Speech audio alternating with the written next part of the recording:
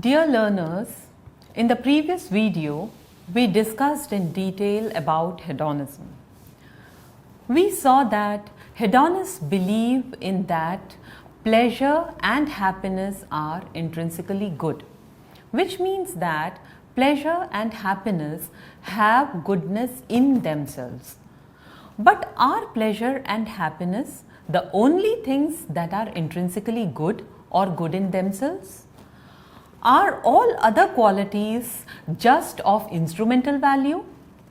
Is the goodness of other qualities just based on how they can be used to generate other good? Let us look at how other qualities like knowledge, other moral qualities and self-realization figure in the theory of good. Let us discuss these also. Each person has his or her own set of rights or wrongs or moral norms. Let us now discuss the idea of ethical pluralism.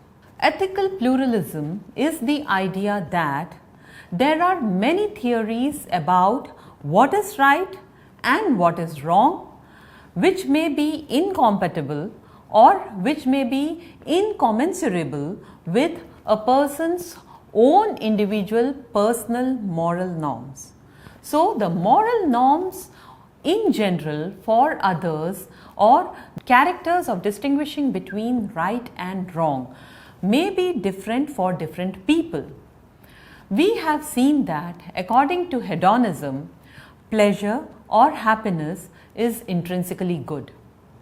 Even the critics of hedonism also don't deny this view, but at the same time they accept other things also as intrinsically good, which means that pleasure and happiness are not the only things that are good in themselves.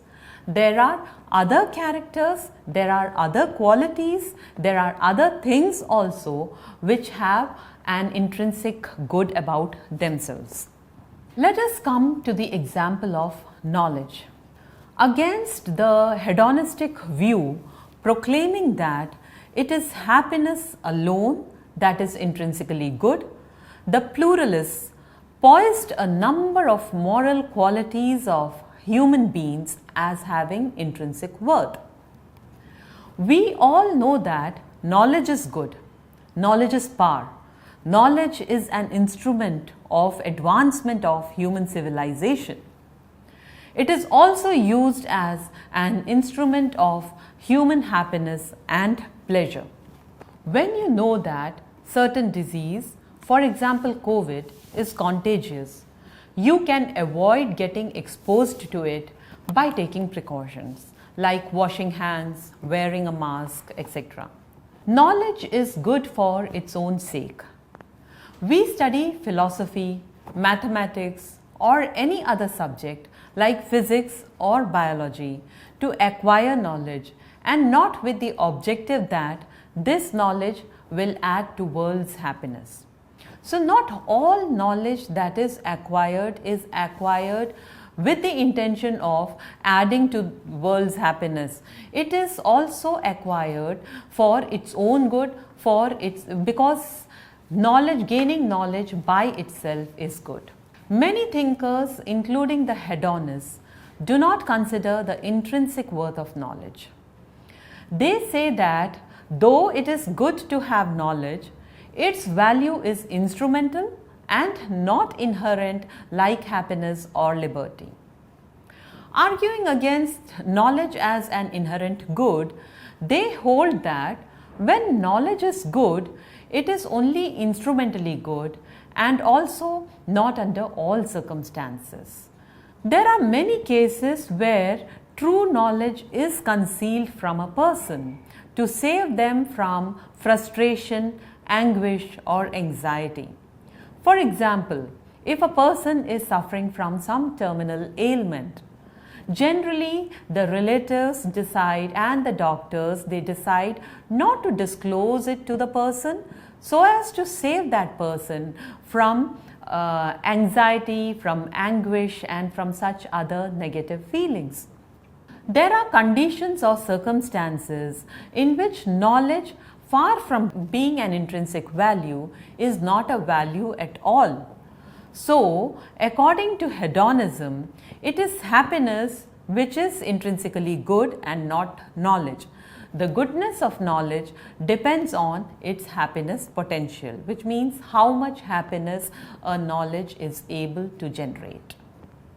Now let us come to another character of the ethical which the ethical pluralists hold good, which is the moral qualities. According to pluralists, qualities like kindness, honesty, truthfulness, benevolence, loyalty, generosity, goodwill, etc. are valuable in themselves. But the hedonists are of the view that such qualities are valuable only as means to bring more happiness to the world, and hence their values are only instrumental. Indeed, all these qualities can be used for either good or for evil. Now you would be wondering how honesty, how kindness, how loyalty can be evil.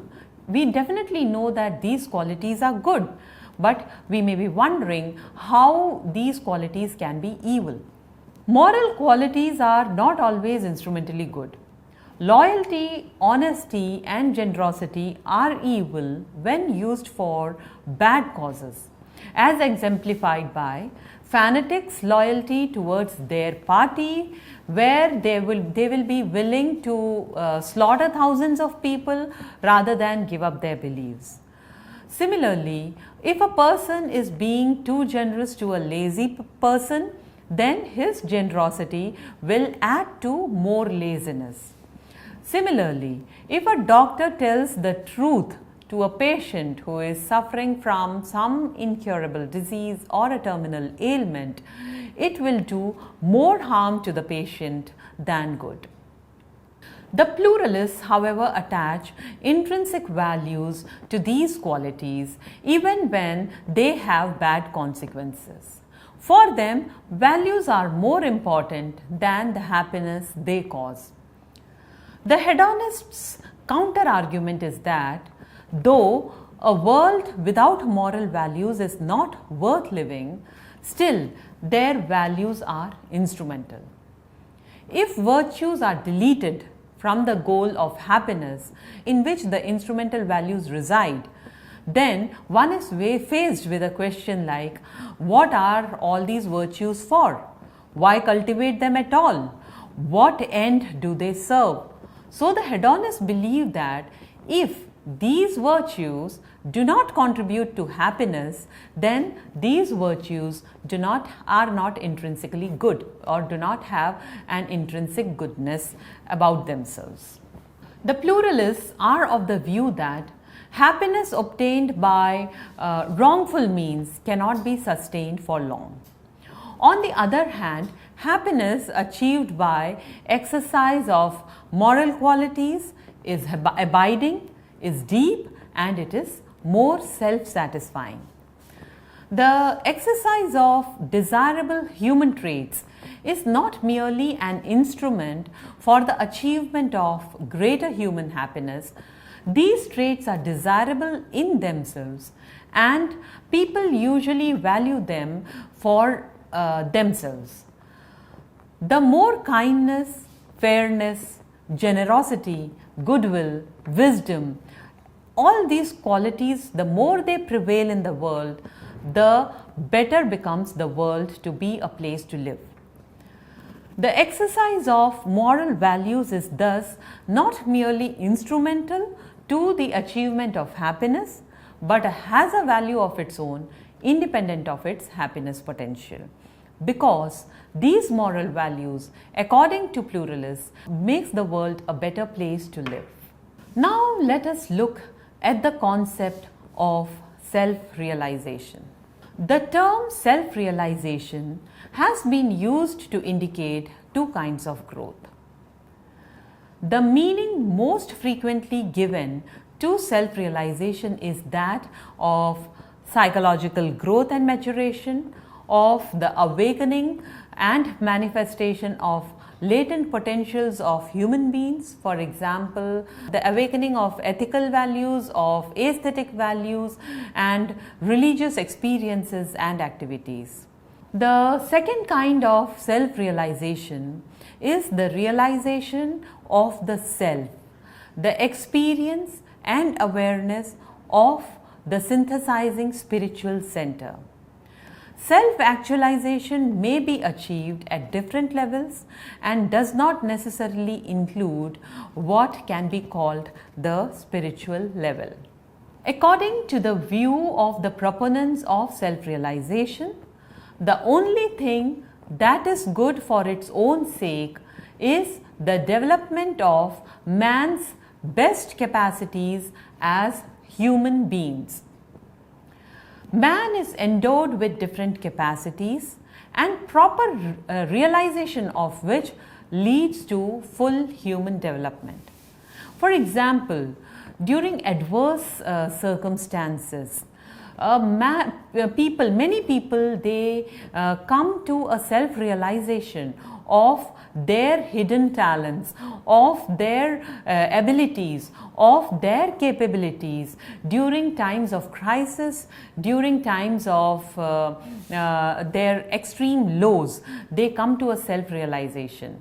Man is often unable to realize these capabilities or capacities to the full. As a result, most of these, which could have been added to his or her human growth, remain underdeveloped. So, self-realization is very important for a person to realize his or her self-worth, to realize his or her the hidden talents that a person possesses, to realize the inner capabilities of a person, so that the person can grow or the person can develop to his or her full potential. Man possesses both human and animal instincts or potentialities. When we refer to self-realization, we mean only human qualities or capabilities. For example, the qualities like generosity, truth, non-violence, physical, moral and intellectual abilities, skills, etc. Aristotle, speaking on such qualities, had opined that exercising one's best capacities meant exercising the capacity that is unique to a man and the rational faculty of reason. Man shares many of his capacities for growth with animals, but capacities like reason and morality are such faculties that he shares with no other species. So, you see that, for example, certain human qualities are also shared by the animals, whereas two most important capacities or two most important qualities which are shared only by human are that of reason and that of morality. Man is the only species which can discipline oneself to be moral. All living species except man are programmed by nature to perform actions required for their survival. But man alone has capacities to choose a value action that he thinks is appropriate for his survival. Choosing a code of values is uniquely human. For example, in order to survive, animals have this killer instincts. They will go and kill or they will go and hunt. But man is the only species which can restrain himself from killing other person for his or her own survival. Another example of man being able to exercise some qualities is of man being rational. Animals may not be rational, they may not be able to apply rational thoughts to their actions. Man is the only species who can exercise rationality to their actions, who can conduct their actions in such a way that they are rational. Man's life is based on a code of ethics. In this system of ethics, man's life is the ultimate value that all other values serve, including happiness. This is the one thing that is the end in itself. But a question arises, will it be wrong for a man ever to risk his life? Not at all. For instance, if a man is compelled to live in such human conditions where freedom of thought and actions are suppressed, he might very well risk his or her life to escape such conditions. In many other instances, man puts his life to risk in order to prefer some other action. For example, a person may put his or her life to risk in order to save another person or in order to save a loved one. A more recent doctrine, close in some respects to self-realization, is contained in the ethical theory given by the philosopher and the famous novelist Ayn Rand. According to this view, good is that which is proper to the life of man as a rational being. Ayn Rand's ethics begins by analysis of the term value.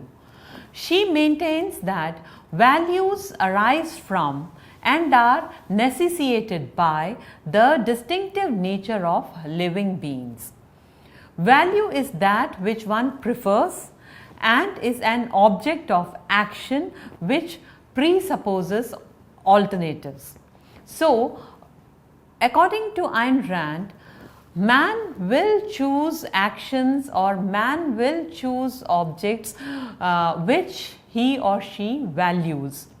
You value an object or thing which you prefer and choose from alternatives for which action is necessary. If you reflect upon different alternatives, you will see that most fundamental alternative in the universe is existence or non-existence. The issue of life or death. It is the concept of life that makes the concept of other values possible. It is only to a living person that the things can be good or evil. Thus, it is the existence, nature and the needs of living organisms that make existence of values possible and necessary. Man is not born with automatic innate knowledge of what is good or evil for him. To acquire this knowledge, man must think, and think is an act of choice. That is, if man is to live, he must choose to think and hold life as his standard of value. The code of values that his life requires is a code of ethics. So finally, to conclude, today we learnt about ethical pluralism, in which we discussed other things which possess intrinsic values like knowledge and moral qualities. We also discussed in detail about self-realization. We also discussed how man is born without the knowledge of what is good and what is bad, and it is the process of thinking, which leads to self-realization and which leads to development of a code of ethics for humans. I hope you enjoyed this topic. Thank you.